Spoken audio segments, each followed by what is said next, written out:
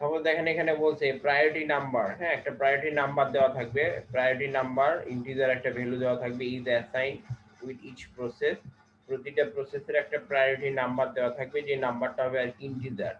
ঠিক আছে, the CPU is allocated to the process with the highest priority, মানে আপনার যেটার প্রায়োরিটি সবচেয়ে বেশি থাকবে, হাইস্ট প্রায়োরিটি যেটা বলা থাকবে সেটাকে আমরা আগে প্রসেস করব।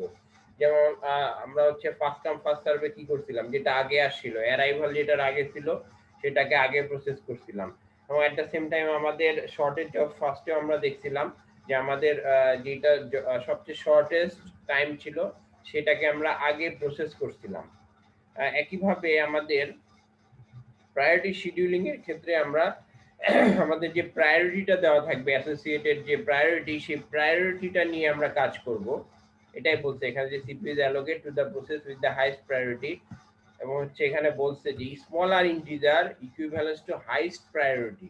ঠিক আছে, তার মানে আপনার যেইটার প্রায়োরিটি নাম্বার সবচেয়ে কম, সাপোজ যদি 1 দেওয়া থাকে, সেই 1টা হচ্ছে ওই প্রসেসটা আমার হাইস্ট প্রায়োরিটি হিট করবে।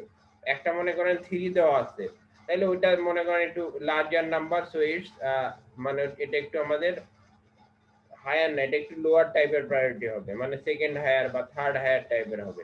বুঝতে পারছেন? কিন্তু সবচেয়ে ছোট যে নাম্বারটা, আমরা প্রায়োরিটিটাকে শর্ট করব, আমাদের আমরা আগে যেরকম বাস টাইমটাকে শর্ট করছিলাম, এখন শর্ট করব প্রায়োরিটিটাকে। যেই প্রায়োরিটিটা আমার সবচেয়ে কম হবে সেটা হবে হাইস্ট প্রায়োরিটি।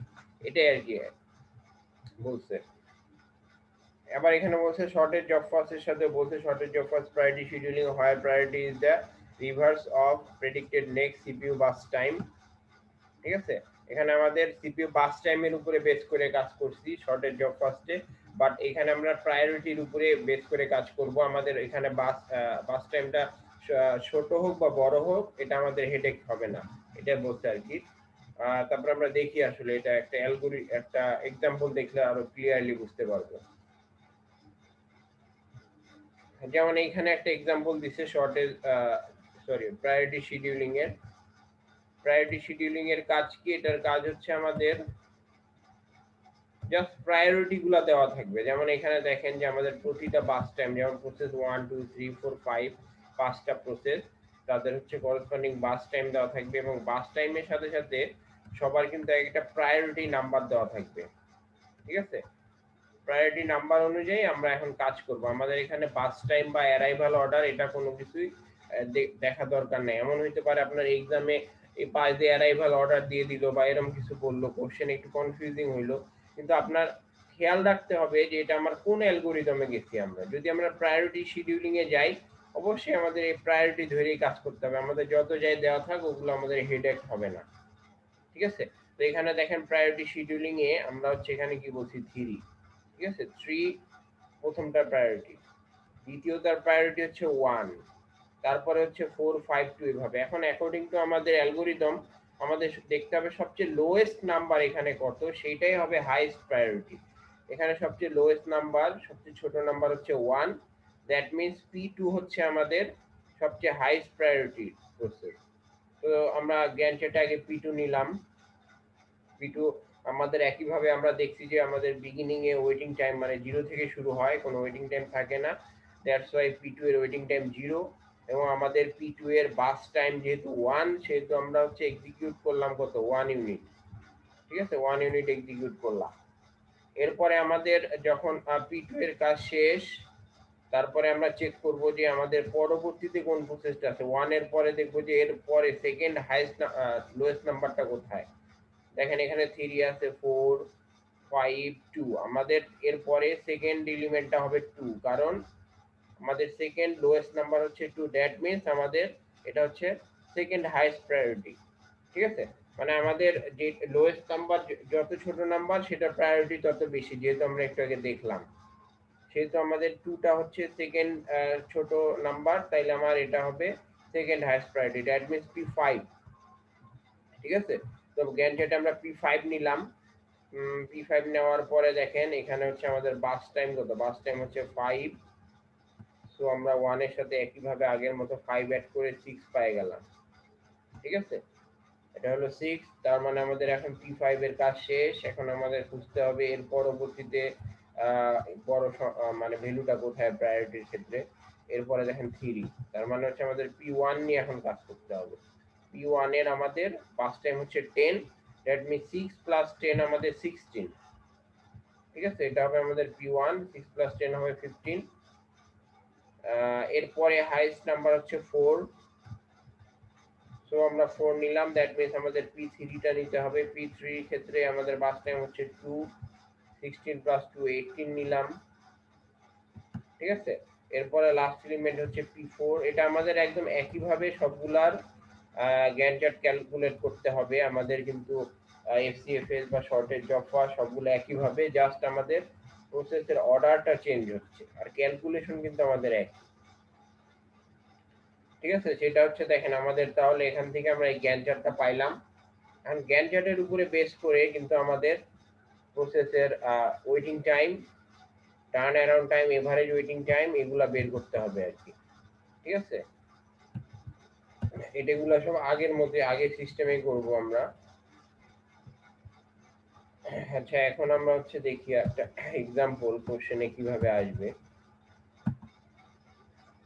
মনে করেন এরকম আর কি, প্রায়োরিটি শিডিউলিং অ্যালগরিদম, এরকম কোশ্চেনে দেওয়া থাকবে, consider the following process with corresponding burst time and priority. Sir আমরা এর আগে একটা করছিলাম, ওই যে অ্যালোকেশন নিড, ওটা কি আজকে আমরা করব না নাকি এটা করব? না, আজকে এটা করব, শিডিউলিংটা। ওটা তো ব্যাংকার্স অ্যালগরিদম ছিল, ওটা পরে করব। আচ্ছা ব্যাংকার্স অ্যালগরিদমটা বাসায় প্র্যাকটিস করেন, ওটা থিওরির জন্য খুব ইম্পর্টেন্ট। ওটাতে স্যার ওই যে 2 ডাইমেনশনাল অ্যারে, তো এই জন্য একটু আর কি কঠিন, আপনি করে দিলে ভালো হতো। হ্যাঁ, এটা করব, পরের ল্যাবে করব, আমরা আসতেছি। জি স্যার। আচ্ছা, এখানে দেখেন প্রায়োরিটি শিডিউলিং অ্যালগরিদম যেটা, ঠিক আছে, এরকম কোশ্চেন থাকবে, consider the following process with corresponding burst time and priority, যেটা বললাম আর কি, বাস টাইম এবং প্রায়োরিটি দুইটা একসাথে থাকবে, ঠিক আছে। And find the waiting time and turnaround time respectively, আপনার হচ্ছে waiting time, turnaround time বের করতে বলছে। And also find the average, মানে এরকম একটা কোশ্চেন দেওয়া থাকবে আর কি। তো আমি তো এটা বললামই, আমরা আজকে গ্যান্ট চার্ট ক্যালকুলেট করব আগে।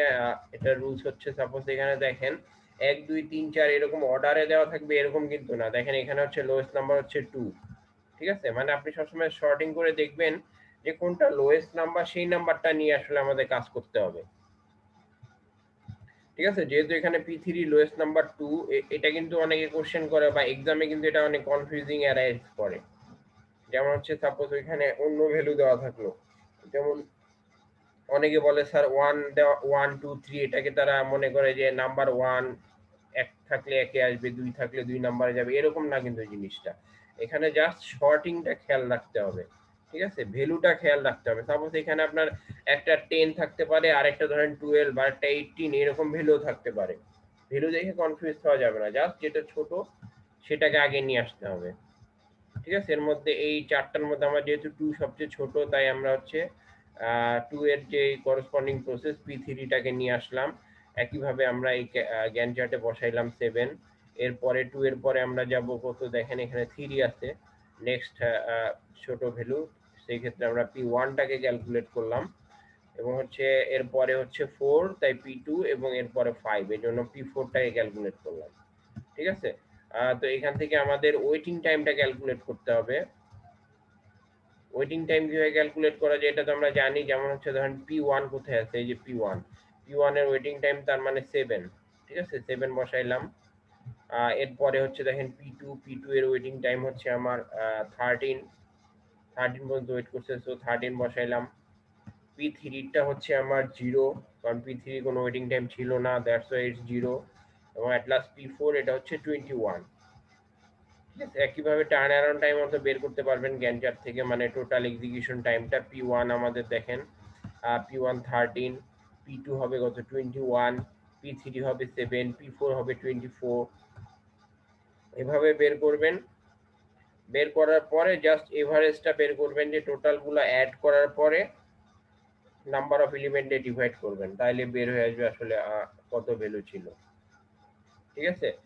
তো এখানে কোশ্চেনে কনফিউজ হওয়া যাবে না। কোশ্চেনে আমি যেটা বললাম এগুলা খেয়াল রাখতে হবে এবং আরেকটা জিনিস খেয়াল রাখতে হবে, সাপোজ মনে করেন যে দুইটার ভ্যালু কিন্তু সমান হইতে পারে প্রায়োরিটির ক্ষেত্রে। এটা না হওয়ার পসিবিলিটি বেশি, কিন্তু এক্সামে সাপোজ ধরেন যে টাইপিং মিস্টেক বা এরকম কারণে দুইটা যদি সমান হয়ে যায় প্রায়োরিটি, সেই ক্ষেত্রে কিন্তু আপনার কি করতে হবে, সেই ক্ষেত্রে হচ্ছে যেটা অর্ডারে আগে আছে, সাপোজ P2 আর P3 দুইটার ক্ষেত্রে আপনার 2 দেখাচ্ছে প্রায়োরিটি, তাহলে কোনটা আগে নিব? সেই ক্ষেত্রে যেটার অর্ডার আগে, যেমন P2 আগে আসছে, P2টাকেই সে আগে নিবে।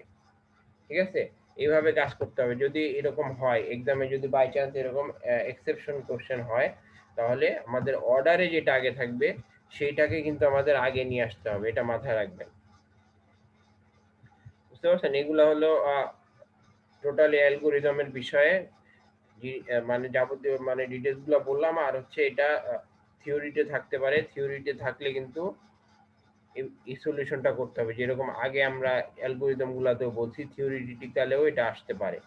এখানে কারো কোশ্চেন আছে নাকি বুঝছেন টোটালটা? বুঝতে পারছি স্যার। আচ্ছা তাহলে, আচ্ছা এটা কি বলতে পারবেন এটা কোড কিভাবে করব?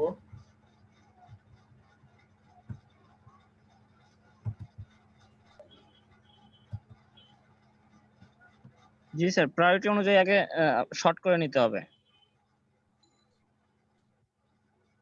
হ্যাঁ, আমরা হচ্ছে এটাকে প্রায়োরিটি অনুযায়ী শর্ট করব। আমরা বাস টাইমে কিন্তু দেখছিলাম, মানে শর্টের জব ফার্স্টে বাস টাইম অনুযায়ী করছি। আচ্ছা বলেন তো প্রায়োরিটির সাথে আর কি কি শর্ট করব এখানে?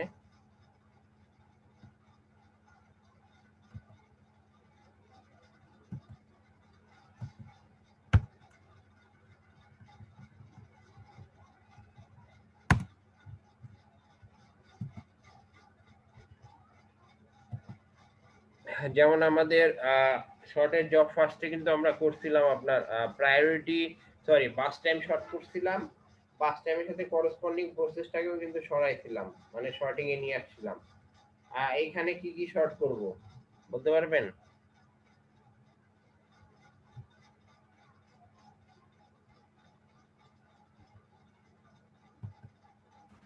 স্যার স্ক্রিন দেখা যায় না। হ্যাঁ স্ক্রিন দেখাবো, বলেন দেখি কি কি শর্ট করবেন। আচ্ছা আমি এটা কোডটা দেখাই, যেটা কিভাবে করবেন এই কোডটা। এটার সাথে আপনার শর্টের যে অফার বলেন সব কোডেরই মিল আছে আর কি, আপনার করতে পারেন। যেমন আমি অ্যাজ ইউজুয়াল আমার এগুলা ডিক্লেয়ার করলাম আর কি, ভেরিয়েবল গুলা, pass time, process, waiting time, turnaround time, এগুলো আগের মতো করে ধরেন ডিক্লেয়ার করার পরে এক্সট্রা খালি আমি একটা জিনিস ডিক্লেয়ার করব, প্রায়োরিটি, কারণ আমার একটা প্রায়োরিটিও নেওয়া লাগতেছে, এই জন্য আমি এক্সট্রা একটা জিনিস এখানে ডিক্লেয়ার করে দিলাম আর কি। ঠিক আছে, এখন দেখেন আগের মতোই আমাদের বলবো যে কয়টা মানে প্রসেস আমরা নিতে চাই। ঠিক আছে, সেই কয়টা প্রসেস আমরা ইনপুট নিব, the number of N, that's mean আমরা কিবোর্ড থেকে যেটাই প্রেস করব সেটাই নাম্বার অফ এলিমেন্ট এন এ চলে যাবে আর কি।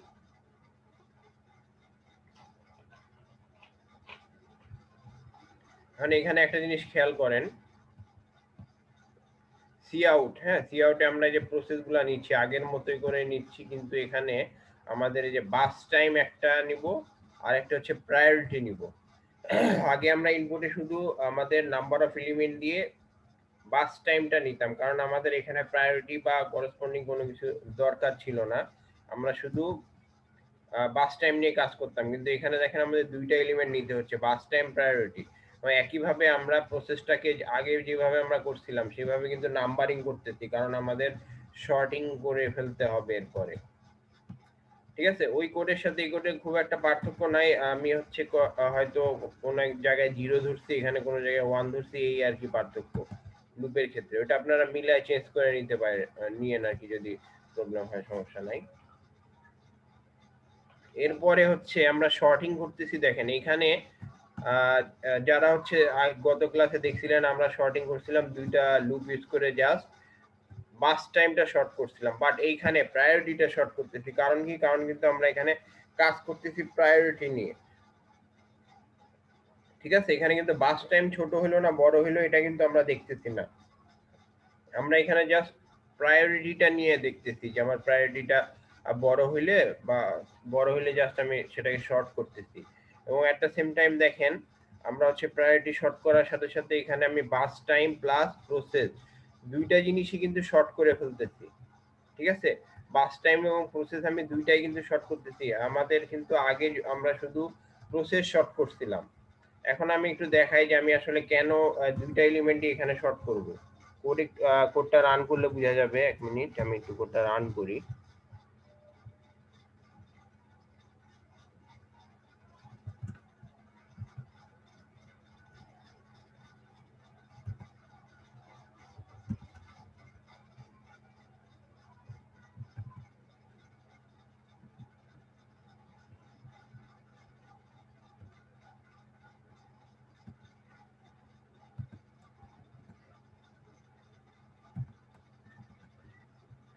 আচ্ছা, এখানে একটা জিনিস দেখেন, আমি এখানে এই কোডটা করার পরে মানে শর্টিংটা করার পরে একটা লাইন প্রিন্ট দিচ্ছি জাস্ট, মানে হচ্ছে এই প্রসেসটা বা বাস টাইমটা শর্ট হচ্ছে কিনা এটা দেখার জন্য।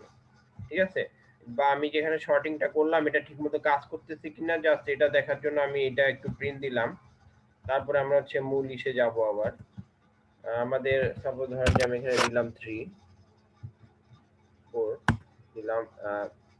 আমাদের প্রথম বাস টাইম ধরেন এখানে ছিল কত, দিই আমি 7 এবং করসপন্ডিং প্রায়োরিটি দিলাম ধরেন 4। এরপরে সাপোজ দিলাম 3 প্রায়োরিটি দিলাম 1।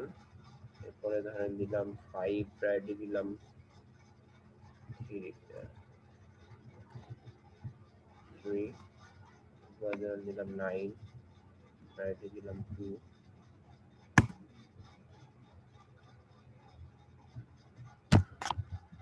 দেখেন আমি এখানে জাস্ট রান করে দেখলাম যে আমার শর্টিংটা ঠিক আছে কিনা।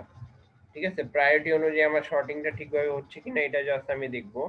তো এটা দেখার জন্য আমি এখানে প্রিন্ট দিয়ে দেখলাম যে আমার প্রায়োরিটি সবার আগে অ্যাকর্ডিং টু মাই অ্যালগরিদম সবার আগে কোনটা আসা উচিত ছিল, প্রসেস 2 আসা উচিত ছিল। হ্যাঁ, প্রসেস 2 আসছে এবং প্রসেস 2 এর সাথে সাথে বাস টাইমটাও 3টাও কিন্তু আসছে, কারণ আমি শর্টিং এ কিন্তু বাস টাইমটা কনসিডার করছিলাম।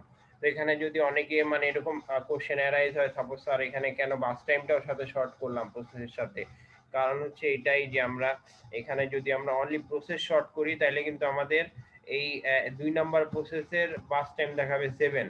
ঠিক আছে, এই জন্য আমি বাস টাইমটাকে শর্ট করে নিলাম যাতে করে আমাদের এটা ঠিক থাকে আর কি, মানে যেটার সাথে যেটা অ্যাসোসিয়েট ওইটা যাতে ঠিক থাকে। ঠিক আছে, এবং প্রায়োরিটি 1 ছিল এটার, এটা প্রথমে চলে আসছে। এরপরে আমাদের প্রায়োরিটি 2 পাইছে হচ্ছে প্রসেস 4 এ। হ্যাঁ, এটাও ঠিক আছে, প্রসেস 4টা আসছে। করসপন্ডিং টাইম ছিল আমাদের 9। ঠিক আছে, ওকে। তারপরে হচ্ছে আমাদের 3 নাম্বারটা আসছে। 3 নাম্বার কোথায়, এই যে যেমন প্রায়োরিটি আমাদের 3 ছিল কার, প্রসেস 3 এর হচ্ছে প্রায়োরিটি 3 দিছিলাম। তো এটাও আসছে, সবগুলা দেখেন ঠিকভাবে কিন্তু আসছে। ঠিক আছে, তার মানে আমাদের শর্টিংটা যদি আমরা ঠিকমতো রিঅ্যারেঞ্জ করে নিতে পারি তাইলে কিন্তু আমাদের কাজ হয়ে যাবে। শর্টিংটা অনেকটা আপনার জ্ঞান চাটে আমরা যেভাবে বসাই ওই রকম জিনিসটা। তো শর্টিং যদি আমাদের ঠিক হয় তাহলে আমাদের কোড কিন্তু অনেকটা মানে ডিসেন্ট ওয়েতে কাজ করবে। এবং এরপরে আমি সব মানে আগের মতো সেম ভাবেই চালায় নিয়ে যাব। ঠিক আছে, যেমন আমরা এফসিএফএস এ যেটা করছিলাম বা হচ্ছে শর্টের জব ফার্স্টে যা করছি সব সেম জিনিস। এটা বুঝতে পারছেন, আমার এই শর্টিংটাই হচ্ছে মেন জিনিস। শর্টিংটা এখানে করলাম, শর্টিং করে আমরা এটা বের করলাম। এখন আমি হচ্ছে দেখি যে আমার ইসের কাজগুলা ঠিকভাবে করে কিনা, পরের ওয়েটিং টাইম বা হচ্ছে টার্ন অ্যারাউন্ড টাইম এটা ঠিকভাবে হয় কিনা।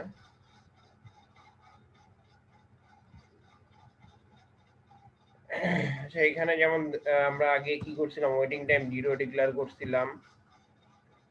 সবগুলা ওয়েটিং টাইম আমরা ক্যালকুলেট করছিলাম কিভাবে, বাস টাইম গুলা জাস্ট অ্যাড করে দিছিলাম এবং টোটালটা ক্যালকুলেট করলাম। ঠিক আছে, আগের নিয়মেই এই কোডটা আমি একটু সাজায় করছি আর কি, মানে কনসেপ্টটা আগের মতোই জাস্ট একটু সাজায় করা হয়েছে। আপনার এটা আগের কোডটা হুবহু এখানে বসায় দিলেও হবে, জাস্ট শর্টিংটাই হচ্ছে মেন এখানে। ঠিক ঠিক আছে, এখানে এরপরে এভারেজটা বের করলাম, এভারেজ ওয়েটিং টাইম।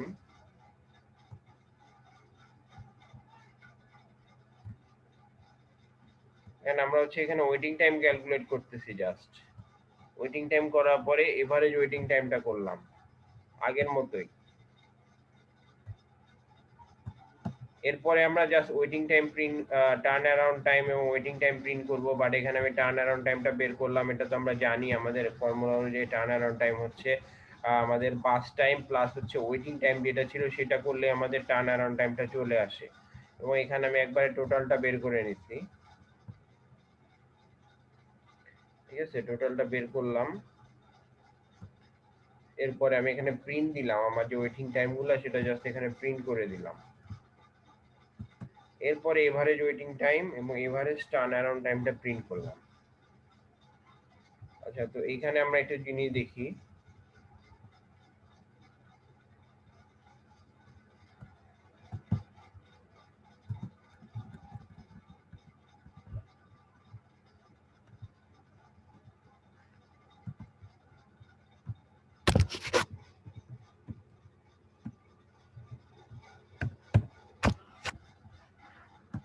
এবার কোডটা রান করে দেখি কি বলে।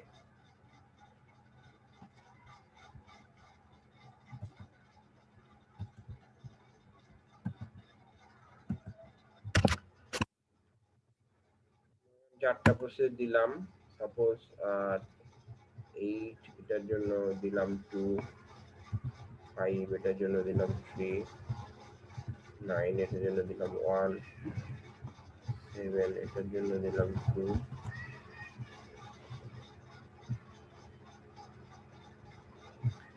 ঠিক আছে, আমাদের দেখেন এখানে কি দেখাচ্ছে। এটা তো আমাদের আগের কাজ, এটা না আমাদের এইখান থেকে শুরু করি কাজটা আমরা। ঠিক আছে, এটা দেখেন ঠিক আছে কিনা। যেমন আমাদের প্রসেস 3 নাম্বার প্রসেসের প্রায়োরিটি ছিল 1, দ্যাটস ওয়াই এখানে আমাদের বাস টাইম হচ্ছে 9, ওয়েটিং টাইম 0 এবং আমাদের turn around time 9, so it's okay. এরপরে হচ্ছে আমাদের প্রসেস 1। প্রসেস 1 কেন আসছে? কারণ প্রসেস 1 এ কিন্তু আমি দেখেন এখানে কিন্তু দুইটা কাজ করা হয়েছে। এখানে প্রসেস 4 যেটা, ঠিক আছে, 4 নাম্বার প্রসেসের প্রায়োরিটি আমি 1 দিচ্ছি, যেটা আমি বলছিলাম, সরি 2 দিচ্ছি। 4 নাম্বার প্রসেসের প্রায়োরিটি 2 দিচ্ছি, আবার 1 নাম্বার প্রসেস যেটা ছিল সেটার প্রায়োরিটিও কিন্তু আমি 2 দিচ্ছি। বুঝতে পারছেন?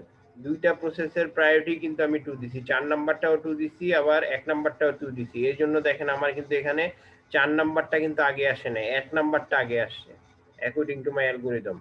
নাম্বার 1 যে প্রসেসটা এটার প্রায়োরিটিও 2 দিছিলাম এবং নাম্বার 4 প্রসেস এটার প্রায়োরিটিও 2 দিছিলাম। কিন্তু আমি যেহেতু অ্যালগরিদম অনুযায়ী বলছিলাম যে যেটা আমার অর্ডারটা আগে থাকবে সেটা কিন্তু আগে কাজ করবে। এই জন্য 1 নাম্বার যেটা সেটা আগে আসছে এবং বাস টাইম 8, ঠিক আছে। আর ওয়েটিং টাইম আমার 9 ছিল, যেহেতু আমাদের 3 নাম্বার প্রসেসটা আগে কাজ করছে এবং আমার হচ্ছে ফাইনালি 17। বুঝতে পারছেন? একইভাবে আমাদের P4 যেটা ছিল, P4 তো বললাম আমি, P4 ও প্রায়োরিটি 2, কিন্তু এটা অর্ডারের কারণে এটা সেকেন্ডে আসছে, মানে থার্ডে আসছে। আসার পরে এটা হচ্ছে আমার জাস্ট 17 ওয়েটিং টাইম এবং এর সাথে 7 অ্যাড হয়ে 24। ঠিক আছে, এবং লাস্টলি আমার হচ্ছে P2 যেটা ছিল সেটার আমি দিছিলাম হচ্ছে 4 প্রায়োরিটি, সো এটা কিন্তু আমার হচ্ছে 5 আসছে। 5 বাস টাইম নিছিলাম, আর ওয়েটিং টাইম ছিল 24 আর এটা হচ্ছে 29, এবং আমার এই যে এভারেজ ওয়েটিং টাইম আমার হচ্ছে 12.5, এভারেজ টার্ন অ্যারাউন্ড টাইম হচ্ছে 19.75। ঠিক আছে, তো এটা দেখেন আমি এই জাস্ট এইভাবে প্রিন্ট দিছি ট্যাব দিয়ে, এই জন্য এটা হচ্ছে আউটপুটটা ডিফারেন্ট ওয়েতে দেখাচ্ছে। আউটপুট আপনার মতো আপনি প্রিন্ট করে নিতে দেখাইতে পারেন। এটা এইভাবে প্রিন্ট না করে নিচে যেমন আমি আগে করছিলাম ওইভাবে প্রিন্ট দিতে পারেন, নো প্রবলেম। এটা জাস্ট আমি প্রিন্টটা একটু ডিফারেন্ট করে দিচ্ছি। বুঝতে পারছেন এটা?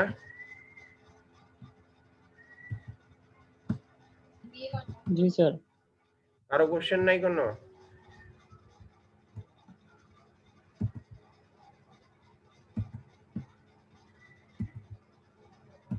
কোডিং এ কারো কোশ্চেন আছে কিনা দেখেন, কোডিং এর ক্ষেত্রে বা কোনটা ইনপুট নিলাম বা শর্টিংটা কেউ বুঝেন নাই বা এরকম, বা এটা কেন করলাম ওটা কেন করলাম, এরকম কারো কোশ্চেন নাই?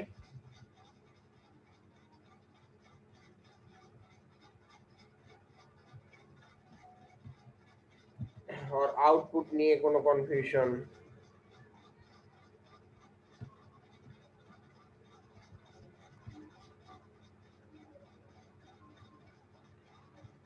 যেটা আমি বলছিলাম দেখেন, এই যে প্রসেস 1 এর প্রায়োরিটি কিন্তু আমি 2 দিচ্ছি এবং প্রসেস 4 এর প্রায়োরিটিও কিন্তু 2 দিচ্ছি, ঠিক আছে? তারপরে দেখেন প্রসেস 2 এর প্রায়োরিটি দিছি 3, প্রসেস 3 এর প্রায়োরিটি দিছি 1। এটা কিন্তু ওইভাবে কাজ করবে আর কি, যেটার প্রায়োরিটি যেরকম দিবেন, দুইটা প্রায়োরিটি সেম হলে অর্ডারটা মেইনটেইন করবে, এটা মাথায় রাখতে হবে, এটা একটা জিনিস। আর এগুলাই, যার কোনো কোশ্চেন থাকলে জিজ্ঞেস করতে পারেন। দেখছেন আমি কিন্তু নিচের কাজগুলা কিন্তু সেমই রাখছি। তো আপনাদের ওই যে আগে যে কোডটা হচ্ছিল না বা যেটা বলতেছিলেন প্রবলেম হচ্ছিল, ওটা আপনার শর্টিংটা তো করেই দিছিলাম, আপনি জাস্ট ওই নিচে এটা আগের মতো করে অ্যাড করে দিলেই তো হয়ে যায়। আর আরেকটা জিনিস যেটা বলতেছি আপনার এখানে, এটা তো বললামই একবার, তারপর আবার বলি যে হচ্ছে আমার এখানে যে অর্ডারটা সাপোজ 3, 1, 4, 2 এরকম আসলে প্রবলেম নাই, এতটুকু রাখলেই হবে, বুঝতে পারছেন? এতটুকু যদি রাখেন তাইলে হবে।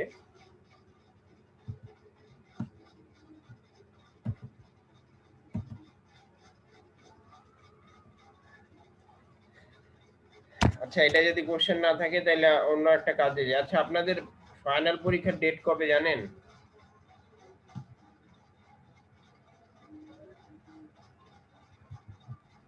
না স্যার, ডেট বলে 20 তারিখে দিছে নভেম্বরের নাকি? আমরা জানেন জানতাম নাকি? স্যার 27 ছিল আমাদের রুটিনে, শুনলাম আগানোর কথা, তারপরে ফাইনাল ডেট এখনো পাইনি স্যার আমরা। তাহলে ল্যাব আর কয়টা পাবো? সাপোজ ধরেন যে ল্যাব ফাইনাল কি তাহলে 18 তারিখে দিবেন নাকি নভেম্বরের? পরীক্ষারও দেওয়া আগায় যায় স্যার কিনা? পরীক্ষা। তো 18 তারিখে মোটামুটি একটা ফিক্স করে রাখেন। যদি জি স্যার, পরীক্ষা, পরীক্ষার রুটিনটা আগে দিক স্যার। হ্যাঁ যদি পরীক্ষা আরো আগায় যায়, আরো আগায় আসে, সাপোজ যদি 17 বা এরকম করে, সেই ক্ষেত্রে আমরা 11তে নিব, না হলে আমরা 18টা ফিক্সড, ঠিক আছে? 18 তারিখে ল্যাব ফাইনালটা ফিক্সড মোটামুটি। তাহলে আমরা হচ্ছে 4 আর 11 দুইটা ল্যাব পাবো, আর 18 তারিখ হচ্ছে আমাদের ধরেন ল্যাব ফাইনাল যদি হয়, টোটাল 3টা ল্যাব, তার মধ্যে একটা ল্যাব ফাইনালে যাবে। আর আরেকটা জিনিস হচ্ছে ক্লাস পাবো হচ্ছে, ক্লাস কয়টা পাবো? ক্লাস ধরেন আমরা 1 তারিখ, 1, 8, 15, 1 আর 15 3টা ক্লাস, আর এই মাসে একটা ক্লাস পাবো নাকি? নাকি 1 তারিখেই ক্লাস? অক্টোবরে তো মনে হয় আর ক্লাস হবে না, অক্টোবরে ক্লাস পাচ্ছি না, দ্যাট মিনস 1 তারিখে ক্লাস পাবো, নভেম্বর 1 তারিখে একটা ক্লাস, 8 তারিখ, 15 তারিখ। পরীক্ষা যদি 27 তারিখে হয় তাহলে আমরা 22 তারিখে একটা ক্লাস পাবো। 3টা ক্লাস ধরে রাখি, 1, 8 আর হচ্ছে 15। আচ্ছা, আর হচ্ছে আপনাদের অ্যাসাইনমেন্ট দিবেন 20 তারিখের মধ্যে।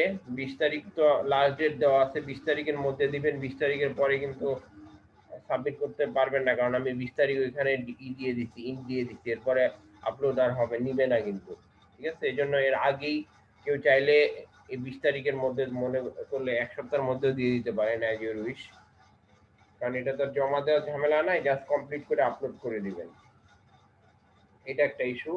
আর আরেকটা হচ্ছে 4 তারিখে, মানে হচ্ছে বুধবার যে 4 তারিখ, এখানে একটা ল্যাব অ্যাসেসমেন্ট কাউন্ট করব, মানে যে অ্যালগরিদম 3টা করাইলাম, ঠিক আছে? এই 3টা অ্যালগরিদমের উপরে আপনারা হচ্ছে একটা অ্যাসেসমেন্টই করবেন, যে মানে হচ্ছে সাপোজ আমি যে কোনো একটা কোড আপনাদের করতে দিলে ওটা আপনারা করবেন। সাথে কম্পিউটার আছে না সবার, নাকি নাই?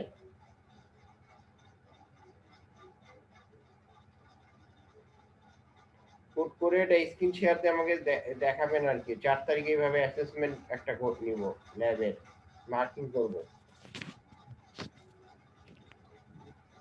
বুঝতে পারছেন?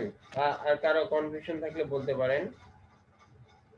আর হচ্ছে একটা ক্লাস টেস্ট নিব, সেটা সাপোজ আপনার 10-11 তারিখের দিকে, না 10-11 না, আপনার হচ্ছে 8 তারিখের দিকে নিব নাকি, কবে নেওয়া যায় বলেন তো?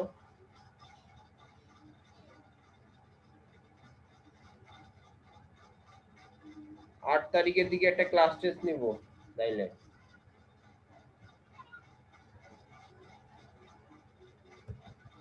সমস্যা হবে? কি বলবেন? স্যার ক্লাস টেস্ট ডেটটা একটু আরেকবার বলেন স্যার। হ্যাঁ, ক্লাস টেস্ট হচ্ছে 8 ক্লাস তারিখ, টেস্টের ডেটটা একটু আরেকবার বলেন স্যার, আমি এটি শুনতে পাইনি 8 নভেম্বর, 8 তারিখ। 8 তারিখে স্যার।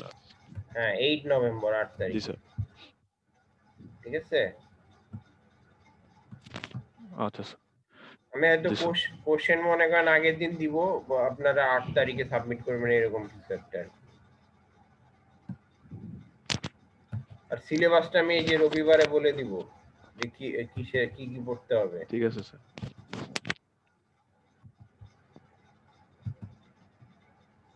তো সিলেবাসটা আপনার এই থাকবে আর কি, থ্রেড আর ডেডলক যেটা আর কি, ওইটা ধরে রাখেন।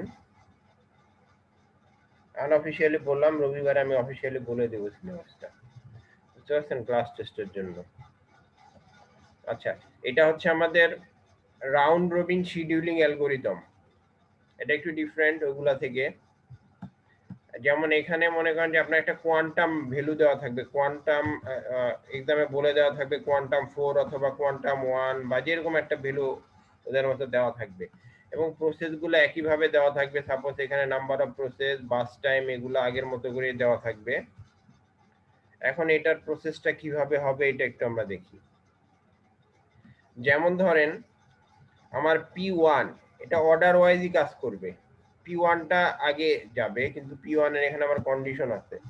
এখানে P1 কত, 24 দেওয়া, ঠিক আছে, P1 দেওয়া 24, কিন্তু আমার কোয়ান্টাম কিন্তু আছে কত, শুধু 4 দেওয়া কোয়ান্টাম। ঠিক আছে, যদি কোয়ান্টাম যত দেওয়া থাকবে আমি কিন্তু একই এট এ টাইম ওইটার বেশি এক্সেস করতে পারবো না। মানে এখানে যেমন 24 দেওয়া আছে, আমরা অন্য সময় হলে কি করতাম, টোটাল 24টাকে একবারে কাউন্ট করে ফেলতাম, কিন্তু এখানে কিন্তু সেইভাবে হবে না। এখানে এই কোয়ান্টাম ওয়াইজ কাজ করবে। যেমন ধরেন P1 এ 24, কিন্তু সে 24 এর থেকে অনলি 4 নিতে পারবে, বুঝতে পারছেন, 24 থেকে অনলি 4 নিতে পারবে। দেখেন এখানে গ্র্যান্ড চার্টে দেখেন P1 কি করছে, 0 থেকে 4, ঠিক আছে, 0 থেকে 4 অনলি চারটা এলিমেন্ট নিতে পারছে। কেন চারটা নিতে পারছে, কারণ এখানে কোয়ান্টাম দেওয়া আছে 4। যদি কোয়ান্টাম 8 দেওয়া থাকতো তাহলে সে 0 থেকে 8 নিতে পারতো। ঠিক আছে, তাহলে আমি 24 থেকে যদি 4 নেই, তাহলে আমার এখানে থাকে কত, থাকে হচ্ছে আরো 20। ঠিক আছে, তার মানে আমার রিমেইনিং আছে এখনো 20, যেহেতু আমি 4 নিয়ে ফেলছি অলরেডি। আচ্ছা, এরপরে সিরিয়াল ওয়াইজ সে P2 তে আসবে। P2 তে এসে দেখবে যে আমার বাস টাইম এখানে মানে ইউনিট 3 ইউনিট দেওয়া, কিন্তু আমি সর্বোচ্চ কিন্তু 4 নিতে পারবো। তাহলে আমি এখানে এই 3 ইউনিট টোটালটাই কাজ করে ফেলবো, যেহেতু আমার 4 এর চেয়ে কম আছে। ঠিক আছে, মানে 4 হাইস্ট, এখানে যে কোয়ান্টাম ভ্যালুটা দেওয়া আছে এটা হচ্ছে 4, অতএব এটা হাইস্ট। আমি 5 নিতে পারবো না, 4 নিতে পারবো, 3 নিতে পারবো, 2 নিতে পারবো, 1 নিতে পারবো। ঠিক আছে, মানে 4 হচ্ছে আমার রেঞ্জ, এই রেঞ্জের নিচে আমি নিতে পারবো, কিন্তু এই রেঞ্জের উপরে আমি নিতে পারবো না, এটাই হচ্ছে আমার কন্ডিশন। ঠিক আছে, তার মানে P2 কিন্তু আমি টোটালটাই নিয়ে নিচ্ছি, যেহেতু 3 4 এর চেয়ে কম, দ্যাটস ওয়াই আমি কিন্তু এখানে 4 থেকে আরো 3 ইউনিট নিয়ে P2 কমপ্লিট করে ফেললাম। আমার কিন্তু এখন P2 ডান। ঠিক আছে, P2 কিন্তু ডান। এরপরে দেখেন আসবে কোনটা, P3। P3 তেও সেম কেস, তার হচ্ছে কত 3, এর হচ্ছে বাস টাইম 3, কিন্তু আমাদের দেওয়া আছে কোয়ান্টাম 4, দ্যাটস ওয়াই আমি কিন্তু অনলি 3 নিতে পারবো। ঠিক আছে, এটা আমরা অনলি 3 নিতে পারতেছি, কিন্তু এটা দেখেন তাহলে আমি কি করব, এখানে আমি 7 থেকে 10 3 নিয়ে গেলাম, তার মানে আমার P3 ডান, আমার P3 তে আর কোনো বাকি নাই, যেহেতু আমি টোটালটা নিয়ে নিছি। এরপরে আবার ঘুরে সে প্রথমে আসবে, সিকোয়েন্স 1 এ আসবে, এসে সে চেক করবে যে কোনোটা বাকি আছে কিনা, এসে দেখবে যে হ্যাঁ P1 এ এখনো 20 বাকি, তার মানে 20 থেকে সে আবার 4 ইউনিট নিবে। 20 থেকে 4 ইউনিট নিলে আমার রিমেইনিং থাকবে কত, 16, তাই না, মানে 16 আমার বাকি থাকবে। তাহলে যদি আমি আরো 4 ইউনিট নেই, 10 থেকে দেখেন 14 নিলাম P1 এ। এগেইন আমার P2 P3 অলরেডি ডান, সেহেতু সে আর P2 P3 তে আসবে না, আবার সে P1 এ যাবে, যায় রিমেইনিং যদি 4 নেই তাহলে রিমেইনিং থাকবে কত 12, ঠিক আছে। দেন সে আবার হচ্ছে 4 ইউনিট নিচ্ছে, নিয়ে এখানে 18 বানাইছে। 18 এরপরে আবার চেক করবে, যেহেতু এখানে নাই এর জন্য আবার P1 এই সে কাজ করবে এবং এটাকে হচ্ছে 8 এ নিয়ে আসবে, ঠিক আছে, 8 এ নিয়ে আসলো। এরপরে হচ্ছে আবার সে P1 এ যাবে, P1 এ যেয়ে সে হচ্ছে 4, কারণ সে 4 ইউনিট কাজ করলো, থাকবে কত অনলি 4, ঠিক আছে 26, এবং লাস্টলি সে হচ্ছে 26 থেকে 13, মানে তার 4 ও ডান করে ফেললো, অতএব এটা 0, যখন 0 হয়ে গেল দ্যাট মিন্স কাজ কমপ্লিট, অতএব P1 ডান, ঠিক আছে। এটা হচ্ছে আমার রাউন্ড রবিনের প্রসিডিউরটা আর কি। তো এই ক্ষেত্রে যেটা হবে, ভুল হওয়ার সম্ভাবনাটা হচ্ছে আপনাদের এই ভ্যালুগুলা কাউন্ট করে নেবেন, নাইলে কিন্তু ধরেন যে আপনার কম বেশি হয়ে যাবে, ঠিক আছে। যেমন এখানে আমার কয়টা ঘর হইলো, যতক্ষণ পর্যন্ত আমার 0 না হলো ততক্ষণ পর্যন্ত সে 4 নিয়ে কাজ করছে, মানে কোয়ান্টাম ওয়াইজ কাজ করছে সে, বাট যেখানে আমার কোয়ান্টাম শেষ সেটা কিন্তু সে আর নিয়ে কাজ করবে না। অতএব এটা হচ্ছে আমার মানে রাউন্ড রবিনের মানে প্রসিডিউরটা। এটা কি সবাই বুঝতে পারছেন?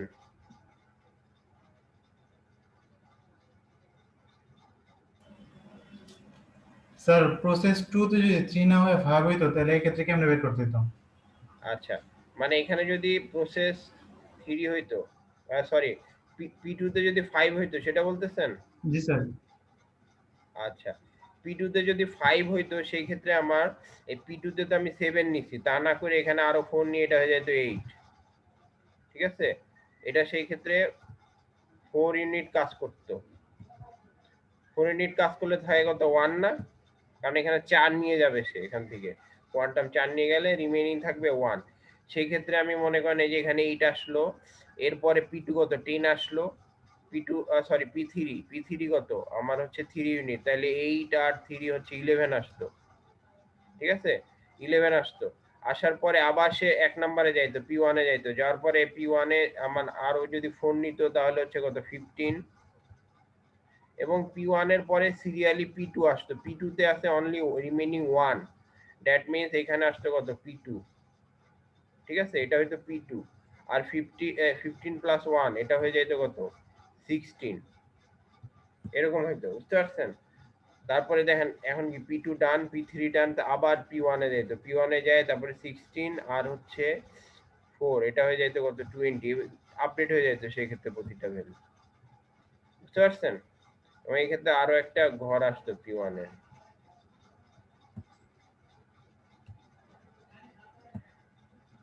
এখানে হলো কত 15 16 আর হচ্ছে 20 হইলো, 20 এর পরে আরো এটা হচ্ছে 24, তারপরে এটা হয়ে যাবে 28,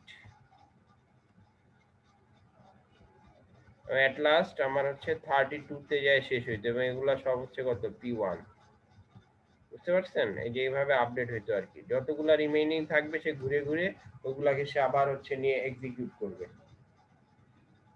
দেখেন এটা আবার আমি দেখাচ্ছি, প্রথমে আমার কি হবে, প্রথমে P1 এ আসবে, P1 এ যেহেতু 24, এখান থেকে জাস্ট 4 নিয়ে কাজ করলো, ঠিক আছে 4 নিয়ে কাজ করলো, করার পর এটা থাকবে কত 20, এরপরে আসবে P2 তে আমরা 5 ধরছি, 5 ধরলে P2 এর ক্ষেত্রে 4 এলিমেন্ট নিবে, নিলে থাকবে কত রিমেইনিং 1 রিমেইনিং থাকবে, তো 1টা আমি এখানে রাখলাম, রাখার পরে দেখেন P2 হচ্ছে 4 থেকে 8, ঠিক আছে, যেহেতু 4 নিছে।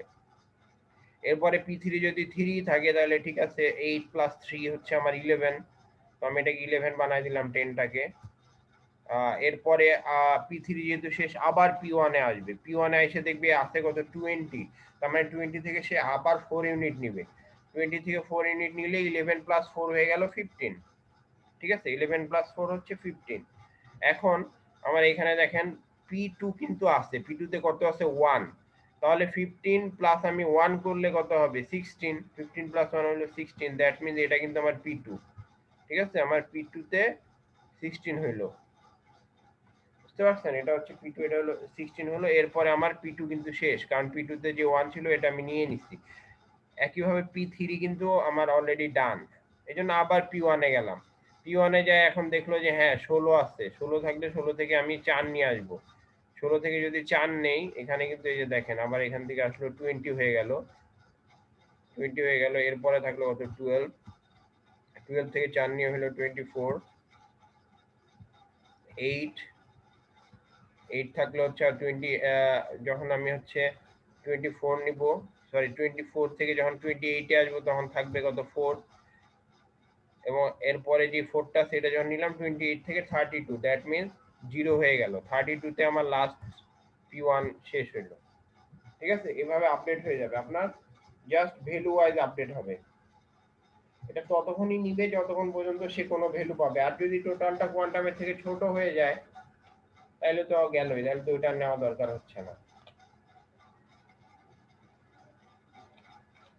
বুঝতে পারছেন, এটা হচ্ছে কাজ আর কি। এখানে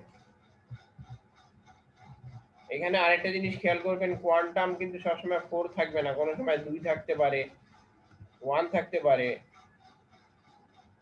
ঠিক আছে, কোয়ান্টাম খেয়াল করে করে এইগুলা নেবেন, মানে কোনো ব্লকই আপনার কোয়ান্টামের থেকে বেশি ইন্টারভালে কাজ করবে না। কোয়ান্টাম যত থাকবে ইন্টারভালটা অবশ্যই ততটুকু হইতে হবে, এই জিনিসটা মাথায় রেখে আপনার আগাইতে হবে। এখানে কোশ্চেন আছে নাকি কোয়ান্টাম রিলেটেড, বা এটা যেমন এই যে একজন বললেন এটা যদি বেশি থাকতো তাহলে কি হইতো?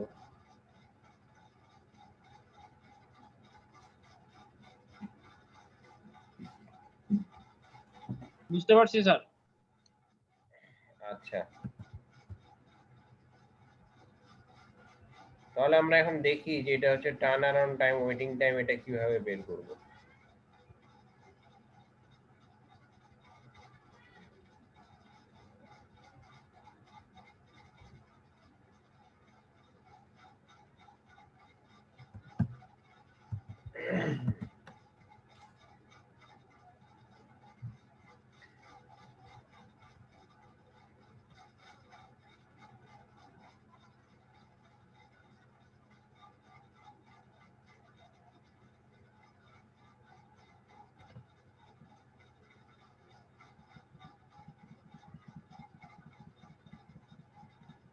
আচ্ছা, টার্ন অ্যারাউন্ড টাইম আর ওয়েটিং টাইম যেটা, সেটা আমরা আগের সিস্টেমে বের করব।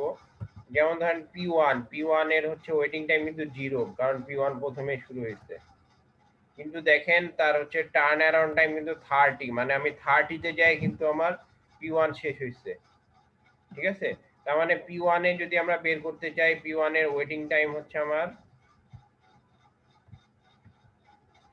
ওয়েটিং টাইম, আর এটা হচ্ছে আমার turn around time.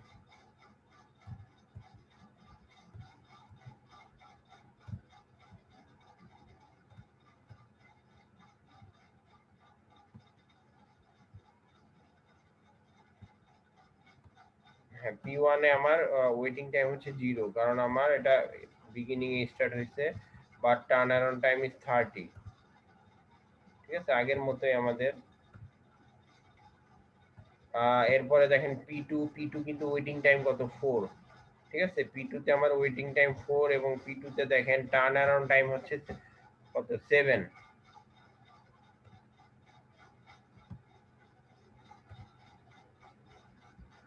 Waiting time 4, এবং টার্ন অ্যারাউন্ড টাইম হচ্ছে আমার 7 P2 এর। ঠিক আছে, এটা আপনারা দেখবেন যে ভ্যালু চেঞ্জ থাকলে কিন্তু আপনার এই ভ্যালুগুলো চেঞ্জ হবে। যদি P2 যদি আরো পোরশন থাকতো, এখানে যদি আসতো, যেমন আমরা সেকেন্ড এক্সাম্পলটা যেটা দেখলাম, সেই ক্ষেত্রে কিন্তু আবার আমার টার্ন অ্যারাউন্ড টাইমটা বাড়তো। ঠিক আছে, P3 তে দেখেন, P3 আমার হচ্ছে ওয়েটিং টাইম হচ্ছে কত 7।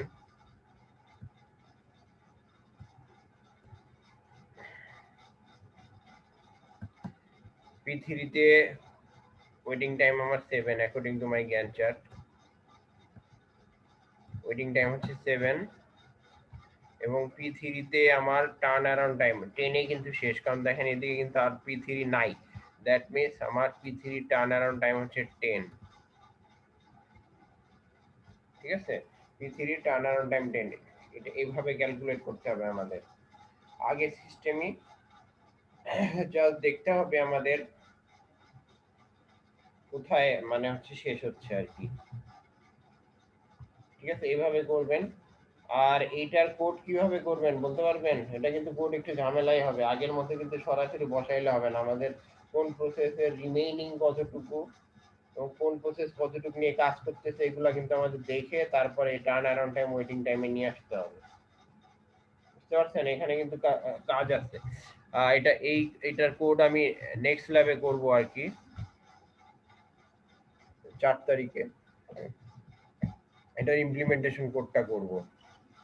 আর এর মধ্যে আপনারা বাসায় এটা নিয়ে একটু চিন্তা ভাবনা করেন কিভাবে করা যায় এই কোডটা, ঠিক আছে? আইডিয়া জেনারেট করা যায় কিনা। বাট আপনারা এই কোডটা করলাম, আজকে যেটা করলাম প্রায়োরিটি শিডিউলিং, এটা কিন্তু জমা দিবেন ল্যাব রিপোর্ট। আমি ল্যাব রিপোর্ট ক্রিয়েট করে দিচ্ছি ক্লাসরুমে আগের মতোই, ঠিক আছে? এইটার কি আর